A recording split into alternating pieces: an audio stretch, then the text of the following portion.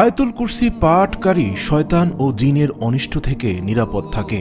আয়াতুল কুরসির ফজিলত সম্পর্কে উবাই ইবনে কাব রাহমাতুল্লাহ আলাইহি এর পিতা তাকে বলেন, আমার খেজুর ভর্তি একটি বস্তা ছিল এবং প্রতিদিন সেটা আমি পরিদর্শন করতাম, কিন্তু একদিন কিছুটা খালি রেখে রাত জেগে পাহারা দিচ্ছিলাম। হঠাৎ দেখতে পেলাম যুবক ধরনের কে একজন এলো। আমি তাকে সালাম দিলাম, সে সালামের উত্তর দিল।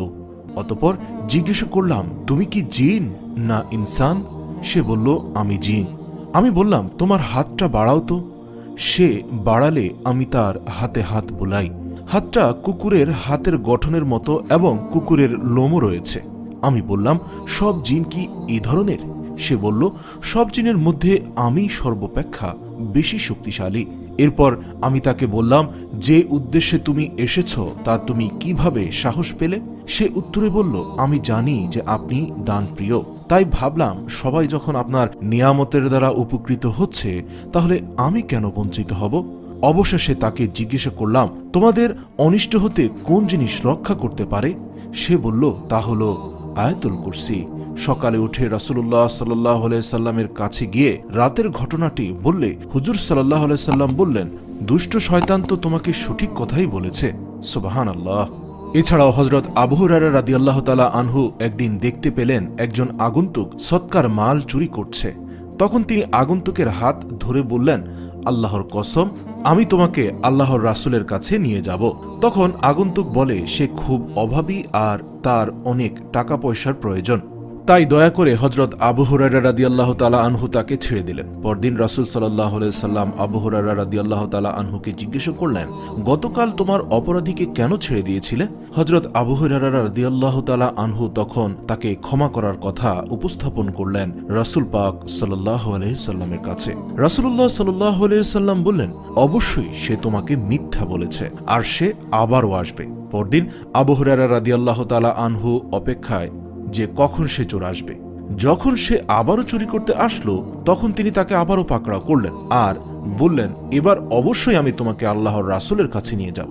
কিন্তু এবারও সে বলল যে সে খুব অভাবী আর তার অনেক প্রয়োজন রয়েছে আর শপথ করে যে আর আসবে না।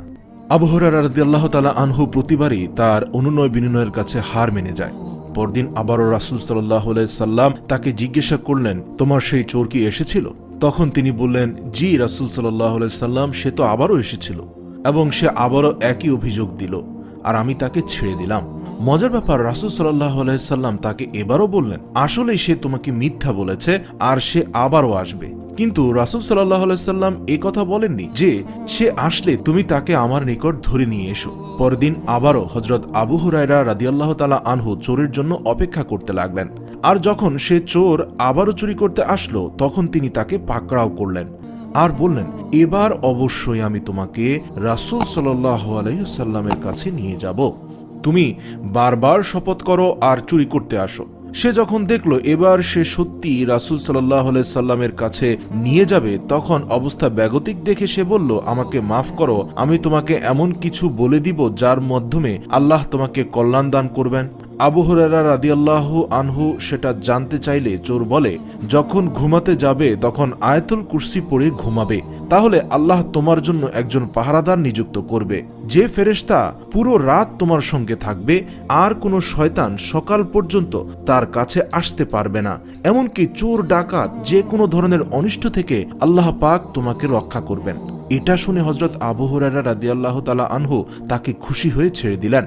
পরদিন রাসূল সাল্লাল্লাহু আলাইহি সাল্লাম আবার অপরাধীর কথা জানতে চাইলেন। তিনি আগের রাতের কথা বললেন এবং বললেন যে, ইয়া রাসূলুল্লাহ, সে অপরাধী তো আমাকে অনেক গুরুত্বপূর্ণ এক আমল সম্পর্কে জানিয়ে গেল। তখন রাসূল সাল্লাল্লাহু আলাইহি সাল্লাম বললেন, যদিও সে চরম মিথ্যাবাদী, কিন্তু সে সর্বশেষ তোমাকে একটি সত্য এবং গুরুত্বপূর্ণ আমলের কথা বলেছে। রাসূল সাল্লাল্লাহু আলাইহি সাল্লাম আবু হুরায়রা রাদিয়াল্লাহু তাআলা আনহুকে বললেন, তুমি কি জানো সে কে? আবু হুরায়রা রাদিয়াল্লাহু তাআলা আনহু বললেন, না, আমি তো জানি না। রাসূল সাল্লাল্লাহু আলাইহি সাল্লাম আবু হুরায়রা রাদিয়াল্লাহু তাআলা আনহুকে ডেকে বললেন, সে হচ্ছে শয়তান। আবু হুরায়রা রাদিয়াল্লাহু বলেন, একটি বন্দী জিন আমাকে বলেছে, যখন আপনি বিছানায় শুতে যাবেন তখন আয়াতুল কুরসির প্রথম থেকে শেষ পর্যন্ত পড়বেন, তাহলে আপনি সেই রাতে এক মুহূর্তের জন্য আল্লাহর হেফাজতের বহির্ভূত হবেন না আর সকাল পর্যন্ত শয়তানও আপনার নিকটবর্তী হতে পারবে না। উপরন্তু সেই রাতে যা কিছু হবে সবই কল্যাণকর হবে।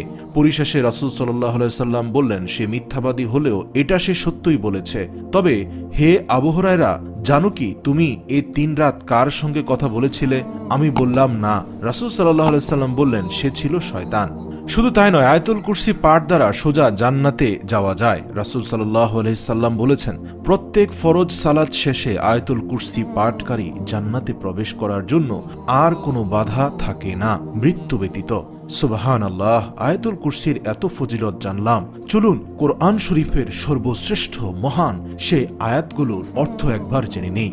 আল্লাহ, যিনি ব্যতীত কোনো উপাস্য নেই, তিনি চিরঞ্জীব ও বিশ্ব চরাচরের ধারক। কোনো তন্দ্রা বা নিদ্রা তাকে পাকড়াও করতে পারে না। আসমান ও জমিনে যা কিছু আছে সবকিছু তারই মালিকানাধীন। তার হুকুম ব্যতীত এমন কে আছে যে তার নিকটে সুপারিশ করতে পারে? তাদের সম্মুখে ও পেছনে যা কিছু আছে সবকিছু তিনি জানেন। তার জ্ঞান সমুদ্র হতে তারা কিছুই আয়ত্ত করতে পারে না, কেবল যতটুকু তিনি দিতে ইচ্ছে করেন তা ব্যতীত। তার কুরসি সমগ্র আসমান ও জমিন পরিবেষ্টন করে আছে, আর সেগুলির তত্ত্বাবধান তাকে মোটেও পরিশ্রান্ত করে না। তিনি সর্বোচ্চ ও মহান।